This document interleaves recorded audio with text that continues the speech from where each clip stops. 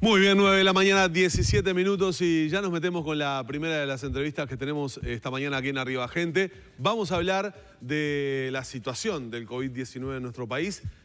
¿Cuál ha sido, de alguna manera, la respuesta de todo el sistema sanitario, de las autoridades, de las instituciones, de la gente frente a la pandemia? Y bueno, y de hecho en las últimas horas ha vuelto a aparecer públicamente el grupo asesor honorario científico que está trabajando junto a la Presidencia de la República, haciendo recomendaciones, haciendo una evaluación, una puesta a punto de todo esto. Vamos a hablar con el director general de la salud, con el doctor Miguel Asqueta, a partir de este momento. Doctor, ¿cómo anda? Buen día, gracias por acompañarnos.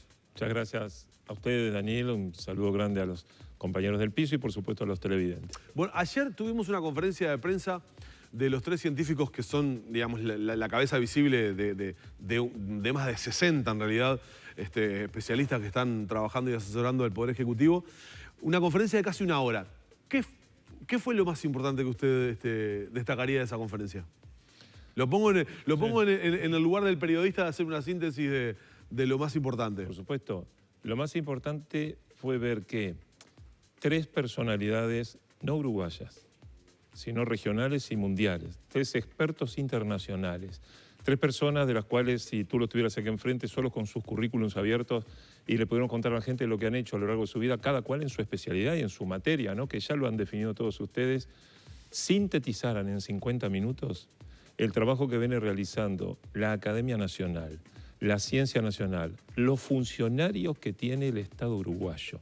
La particular mención que hizo el profesor Radi a la División Epidemiología, que está bajo nuestro cargo del Ministerio de Salud Pública, con decenas de funcionarios que las 24 horas del día están intentando que a los uruguayos les vaya mejor. Y que además se confirmara que las medidas que tomó Uruguay del 13 de marzo en adelante, como síntesis, una síntesis muy breve, que era la recomendación de intentar rastrear para conseguir a todas las personas que estuvieran infectadas. A su vez, rastrear sus contactos, poder testearlos, la capacidad de testeo. Recuerdo cuando hace meses, tanto desde la OMS como los científicos mundiales hablaban test, test, test, test.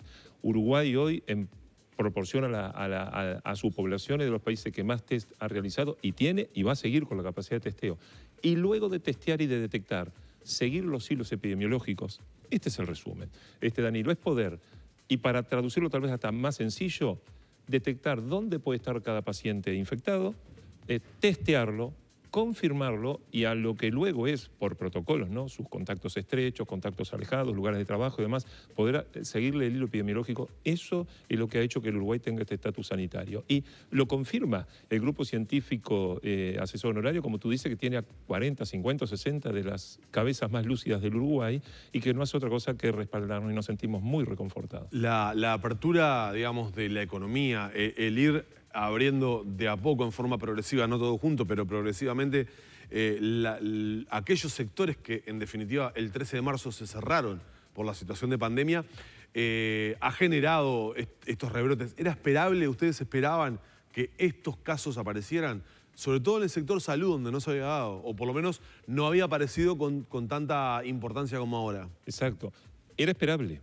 Era esperable porque cuando tú estás en una pandemia con una enfermedad que es infectocontagiosa, una enfermedad transmisible, cuando no están esas responsabilidades tan nítidas de un organismo, como te pongo un ejemplo, si estuviéramos frente a una enfermedad que la transmitiera el agua, solamente el agua, entonces tú tienes que potabilizar para todo el país. Bueno, ahí tú puedes decir, bueno, si el Estado no me potabiliza el agua y si la enfermedad se transmite por el agua que tomamos, no es que la gente se cuide, ¿me entiendes? Tú le puedes decir a la gente, hiérvala, consiga, bueno, mil cosas, pero no. Ahora, ¿qué pasa aquí? Hay un virus. Hay un virus que es un organismo.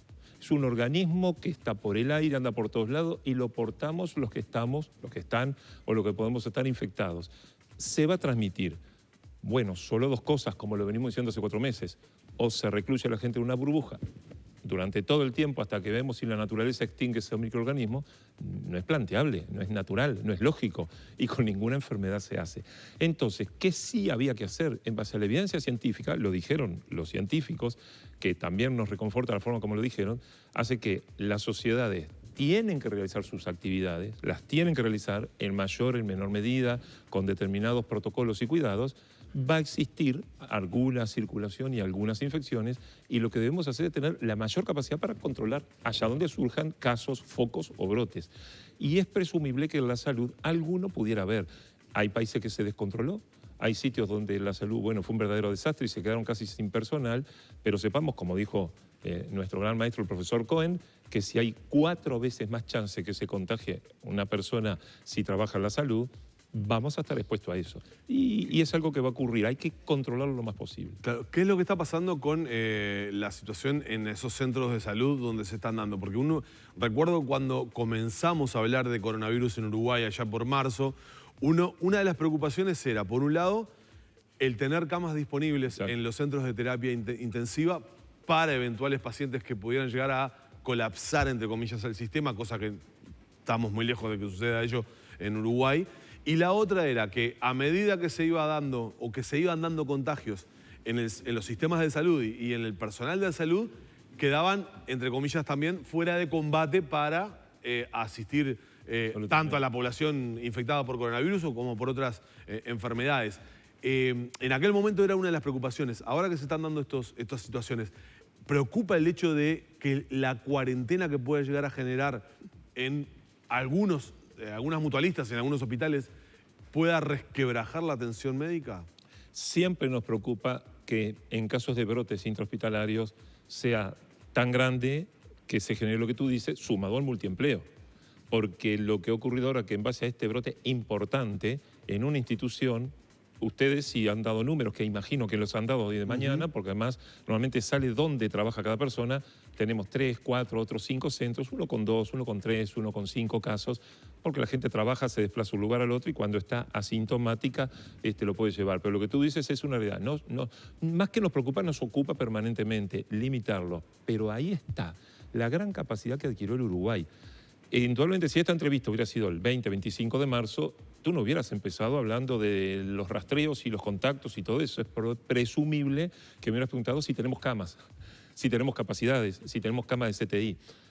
Siempre lo dijimos y a veces había un gran conflicto en cómo responder porque no estaban en ese momento todas las capacidades dadas para que, si nos ocurría lo del norte de España, norte de Italia, desastres de otros lugares, o lo que es hoy Brasil o Argentina, en ese momento se ocupara.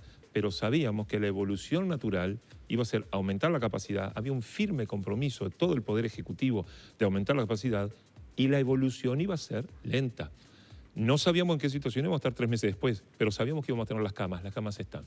Sabíamos que íbamos a tener la capacidad está. Sabíamos que íbamos a tener centros de contingencia, los centros de contingencia están. Sabíamos que se iba a dar atención domiciliaria, la atención domiciliaria está.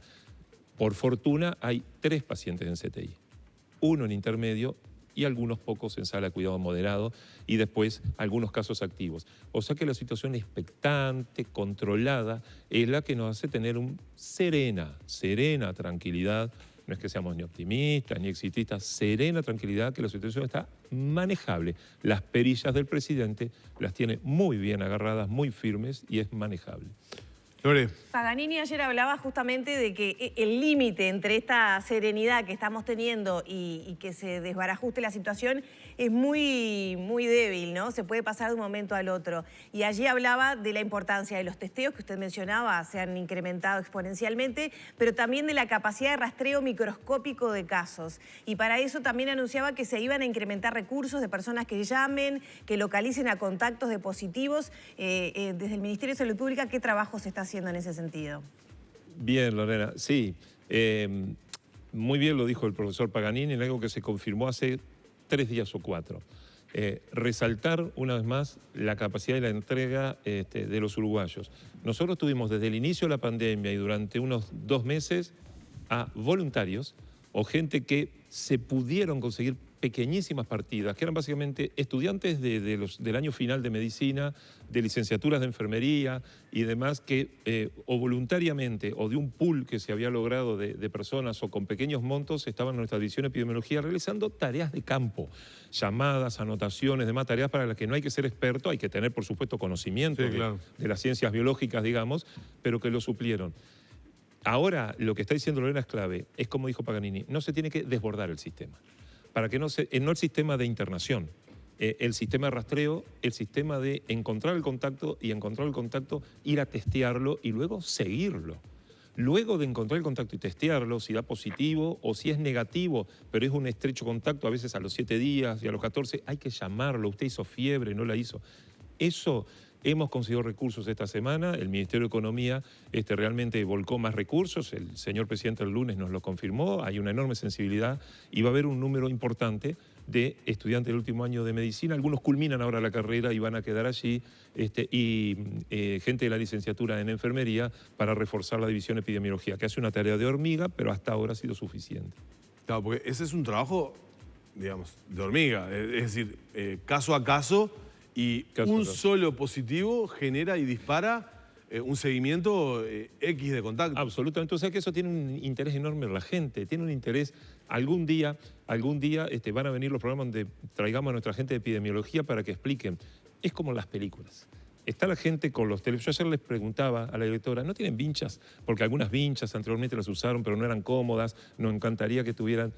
Es estar sentado 8, 12 horas siguiendo, recibiendo en una computadora datos. Danilo Tegaldo es esta persona, vive acá, sus contactos estrechos, ¿no? Sus familiares, parejas, hijos, padres, tíos, son estos o lo otro, es estrecho, no es estrecho, donde trabaja, tiene contacto estrecho con fulano, con mengano, con personas jóvenes, con personas mayores. A ver, es una tarea interminable que se sigue todos los días y eso ha dado una enorme capacidad para conocer el estatus epidemiológico.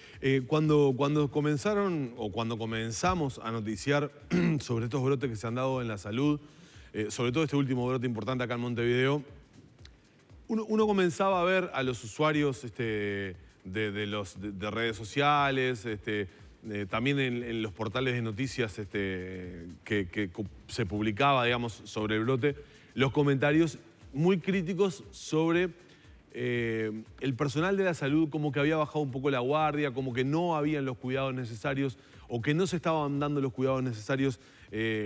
No era una crítica pareja, tal vez en algún lugar más, en algún lugar menos, pero que habían centros de salud donde no se estaban dando los cuidados necesarios.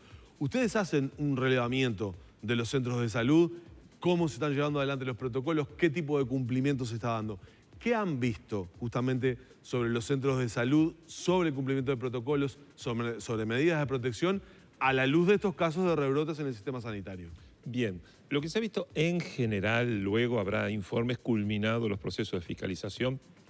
Ayer informaba el propio ministro, más de 20 instituciones se han fiscalizado a fondo con rigurosos procesos y planillas exhaustivas, interminables, y visualización. Mucha de la inspección es visual, porque el experto en fiscalización, el que conoce, no solo es llenar una planilla y preguntarle a alguien cómo se hacen las cosas, hay hasta una lógica. Yo te pregunto a ti, tú me decís que lo que está atrás de esa puerta está bien. Claro. Una recorrida mirando... Todo, incluye desde la vereda hasta lo más profundo de una institución, lo que se pueden imaginar.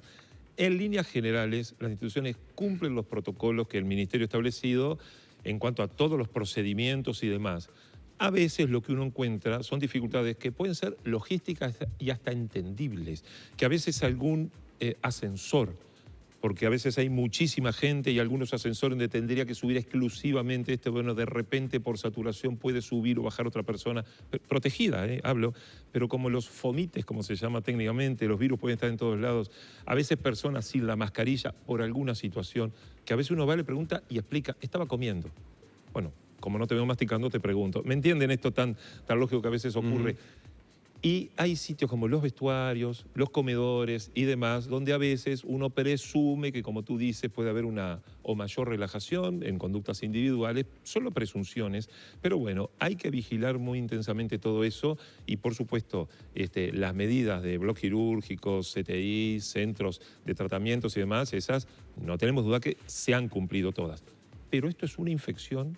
Es algo biológico que se da en organismos, como pasa en la medicina misma, te habrá pasado a ti, estar mal del estómago y vas al médico, ¿verdad? Y sigues mal del estómago, y si es una infección contagias al de al lado antes del diagnóstico. Bueno, minimicemos los riesgos, hagamos todo lo más riguroso científicamente posible y algunos casos se van a dar, lo tenemos que bloquear. Asquita, me cuelo acá en la pregunta porque ayer el GACH mencionaba que el personal de la salud y los médicos tienen 4 veces más riesgo de contagiarse que cualquier ciudadano y que el multiempleo es un factor de riesgo, es un factor estructural. Pero bueno, ¿cómo se está teniendo en cuenta? Cohen ayer decía que el 72% de los médicos tienen multiempleo, trabajan en al menos 3 lugares, el multiempleo en el resto del personal de la salud es del 27% y esto está siendo un factor de riesgo. ¿Se va a tomar alguna medida? Son cosas que no son fáciles ni nuevas, ¿no? Sí, absolutamente. Es un factor de riesgo, como lo dice Lorena, y bueno, hay medidas que no las puede tomar ni el Ministerio de Salud ni son sencillas, porque hay centros, hay sitios donde realmente si no trabajan hoy por el sistema uruguayo, las mismas personas trabajan en otros lados, nos quedamos sin personal. Pero no es algo ni siquiera para analizar detalladamente porque no tiene una solución inmediata.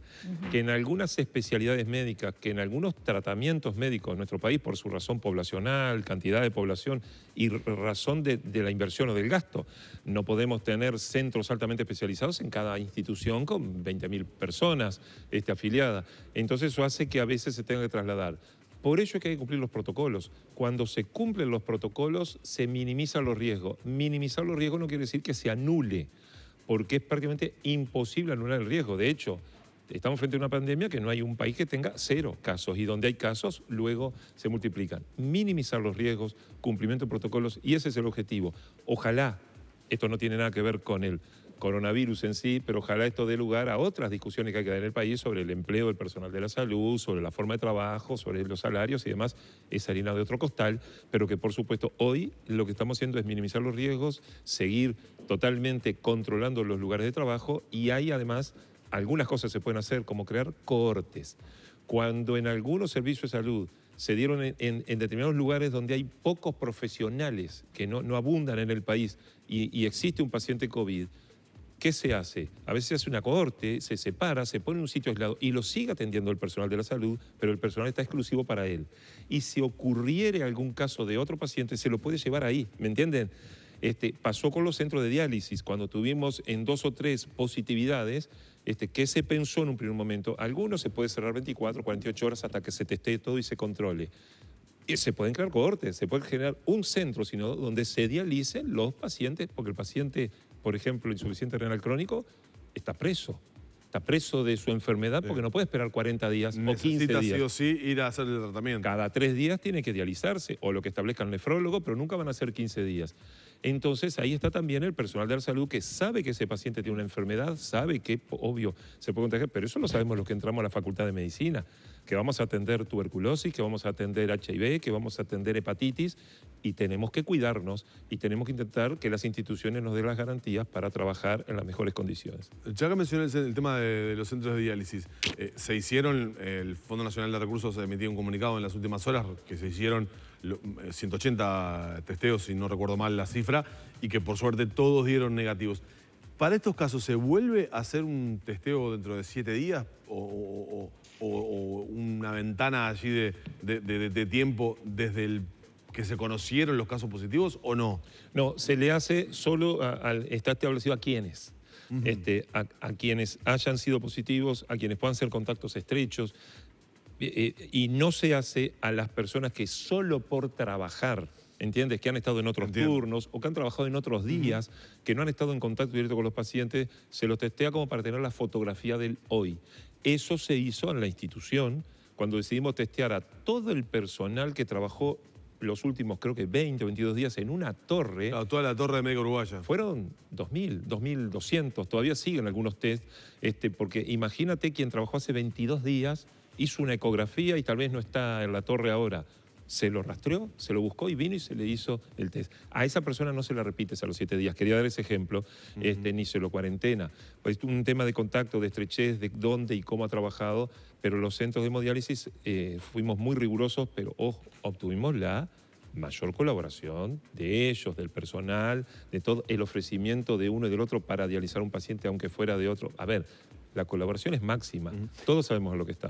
Cuando surgió este último brote importante en los servicios de salud, dábamos cuenta y hacíamos una descripción de la cantidad de personas que tenían la enfermedad o que eran portadoras del COVID-19 y decíamos, tantas personas son integrantes del equipo de salud, tantos son pacientes y tanto de servicios de acompañante o familiares directos de acompañante o integrantes de los servicios de acompañante, las empresas de servicios de acompañantes. ¿Se ha tomado una disposición respecto a esto para evitar esa migración que indefectiblemente no se puede hacer sobre médicos y enfermeros que van de una mutualista a otra y que indefectiblemente tienen que hacerlo por cómo está estructurado el sistema sanitario en Uruguay? ¿Ustedes consideran que eso va a mitigar la circulación eventualmente de este brote? Sí, absolutamente. Es algo que lo conversamos en esta semana y anoche será por eso que tal vez los medios todavía no están con esa noticia, va a ser, imagino, ahora al mediodía, porque anoche a última hora, ya ni recuerdo a qué hora estábamos en el ministerio, cuando ahí el ministro Salinas puso la firma en el papel, altas horas de la noche, por la nueva ordenanza que tú dices, que establece, entre otras cosas... ¿Cómo va a ser? Cuéntele a la gente. Es muy sencillo, pero empecemos por lo que tú dices. Sí. Tal vez es un capítulo menor, pero en esa ordenanza va a estar que los acompañantes sean de servicios profesionales o personales o familiares, lo que fuera, deben estar provistos de ciertos implementos de protección como la mascarilla. Uno puede decir, es obvio, porque quien entra a un centro sanitario debe tener mascarilla. Nada es obvio. Que porte la mascarilla, que la lleven todo el trayecto, que luego entre con ella, y a los profesionales que se los provea la empresa.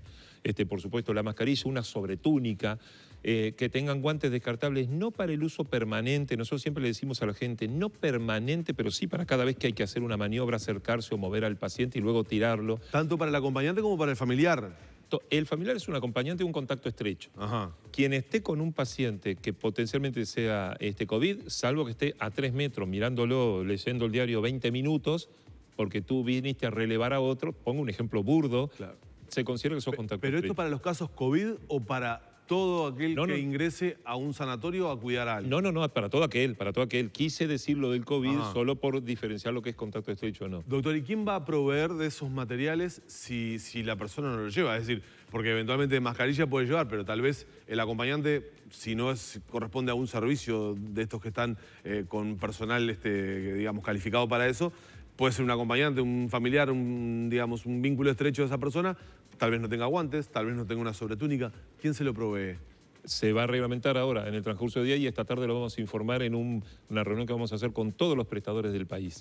Eso sí, no se hagan problema, que eso va a quedar establecido. Pero lo más importante de esta ordenanza es que se establece que todo paciente que vaya a internarse, sea que provenga a la internación desde una policlínica o por una coordinación o por lo que fuera, o la gente que está hoy asistiéndose en urgencias, en emergencias y los médicos disponen que se internen, todos aquellos de los departamentos de Montevideo y Canelones, en primera instancia, obligatoriamente hay que hisoparlo para el ingreso sanatorial. Va a ser todo muy rápido, va a ser en el mismo centro, un médico, imagínate, te están viendo por un cólico nefrítico, dice hay que internarte porque además tienes una infección renal, aunque no tenga nada que ver, o te fracturaste la pierna y hay que ingresarte para operarte un traumatólogo dentro de 2 días. Toda persona que ingrese se deberá hisopar. En principio Montevideo y Canelones como departamento y podremos disponer, sin nuevas ordenanzas de la Dirección General de la Salud, el hisopado en otros centros del país. Es distinto a aquel que llega a la puerta de emergencia. El que llega a la puerta no tiene que ser hisopado solo porque llega a la puerta. Pero sí se ingresa como internado. Sí ingresa, exactamente. El que llega a la puerta ya está establecido desde principio de marzo.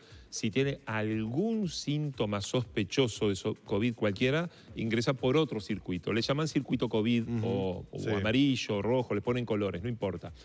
Básicamente respiratorio, gente febril y demás. Si no, todos los otros pacientes por otro circuito. Esto es independiente de eso. Tú ingreses por el circuito que ingreses, si el médico determina luego que hay que internarse y si no se te hisopó. Porque tú puedes ingresar por el circuito COVID con una infección respiratoria y te hisopan. Entonces, si tú sos negativo, imagínate, sos negativo para COVID, pero tienes una congestión pulmonar por otra bacteria, ingresas. Bueno, ya te hicieron el hisopado, ¿me entiendes? Ya te lo hicieron el hisopado.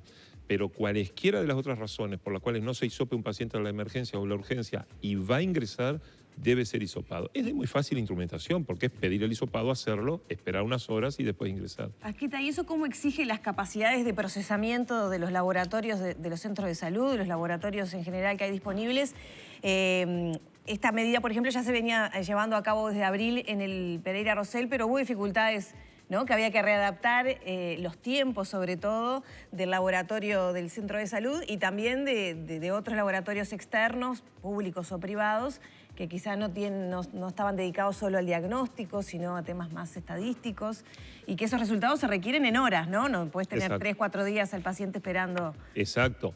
Puede requerir algún reajuste inicial. Estoy seguro que hoy, cuando por la tarde hagamos la reunión Zoom con todos los espectadores del país, obviamente se van a preguntar, van a surgir algunas inquietudes, sobre todo tal vez de centros pequeños, más pequeños que otros, o que no tengan el laboratorio interno con capacidad para procesar. Eso es una complejidad, de repente, que puede presentarse. Por supuesto, pero todo podrá resolverse porque saben que la capacidad de testeo, aquello de lo que tanto se habló, no solo se ha multiplicado, sino que hoy podemos hacer miles bueno, ustedes lo ven, 3.000, 2.000 y pico en estos días pasados. Tenemos capacidad de testeo por miles y no se olviden que hay situaciones en las cuales, como ocurrió con el brote intrahospitalario, de repente se hacían 600 o 700 testeos solo por ese brote y esos van a ir decayendo. Entonces, siempre tenemos ese cálculo que ahora que se van a incrementar por las internaciones, pero van a ir decayendo los de ese centro de salud. O sea que siempre va a haber un equilibrio y hay miles de determinaciones diarias para hacer. Así que en ese sentido estamos muy cubiertos. ¿Se va a publicar de tarde estas disposiciones que se firmaron anoche? Tal vez cuando llegue al ministerio ya esté publicada, eso no te lo sé decir, pero está firmada desde anoche, o sea que en la mañana es probable que ya esté publicada. Porque me queda la pregunta, sé que hay mucha gente que está interesada en lo que usted acaba de decir respecto a los acompañantes, tanto de servicios como acompañantes familiares de los pacientes internados. Para Montevideo Canelones específicamente, en principio, decía usted, la obligatoriedad de tener el tapaboca todo el tiempo en sala cuando está con el paciente. Sí, pero... ¿Cómo se va a controlar eso? Pero ¿Quién eso lo controla? ¿O de qué manera, digamos, cae el peso de la responsabilidad para que eso se ¿Sabes cumpla? que eso no es para los acompañantes, Danilo? Lo obligatorio de tener una mascarilla facial dentro de un centro sanitario es para todas las personas. Para todos. Los que estén deben obligatoriamente usar una mascarilla facial.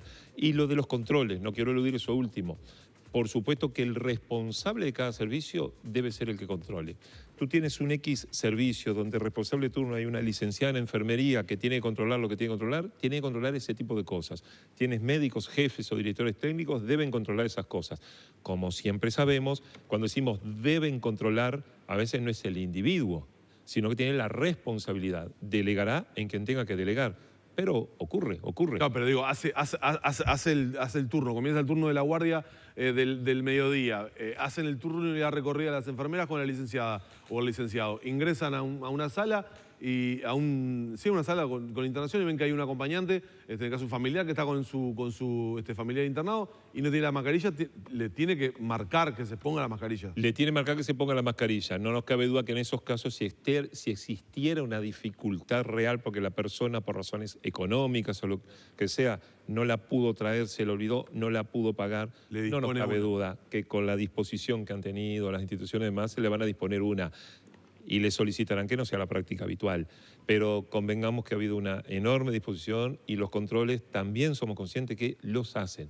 A veces alguna cosa se puede escapar, pero exhortamos y a la gente que por favor lo haga. Hay mucho de responsabilidad individual en esto, hay mucho de responsabilidad individual en cuidarnos todos, cuidar a los demás y cuidar a nuestros mayores. Cuidar a nuestros mayores porque cada uno tiene sus padres, sus tíos, sus abuelos. Sepamos que nosotros a veces, las personas de menos edad, no tienen por qué tener una infección grave, pero hay que cuidar a los mayores. Bien. Hay que cuidar porque tú puedes ser contacto, no sé, de un Humberto de Vargas o de alguien así, que lo tienes que cuidar. Hay que cuidarlo, hay que cuidar. Entonces, cuidemos a las personas un poco mayores porque sin comerla ni beberla pueden contagiarse de nosotros. Doctor, gracias por acompañarnos. Un gusto recibirlo así como siempre. A ustedes, por supuesto, por informar y poner esto en la gente. Muy bien. Cerramos por acá con el doctor Asquita.